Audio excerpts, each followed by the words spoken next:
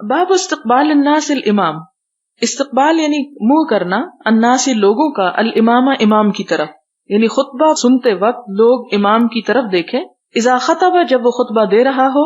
واستقبل ابن عمر وانس رضی اللہ عنہم الامام، اور عبداللہ بن عمر اور حضرت انس نے خطبے میں امام کی طرف منہ کیا.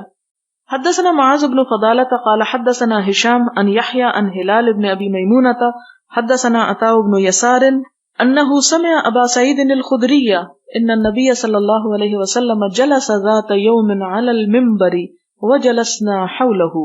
حدیث بیان کرنے والے ہیں عطاء بن یسار، وہ کہتے ہیں کہ انہوں نے ابو سعید الخدری کو سنا کہ نبی صلی اللہ علیہ وسلم نے ایک دن ممبر پر بیٹھے ہوئے خطبہ دیا. جلسا بیٹھے، ذات یومن ایک روز، علی المنبر ممبر پر، وجلسنا حولہ اور ہم آپ کے آس پاس بیٹھے ہوئے تھے.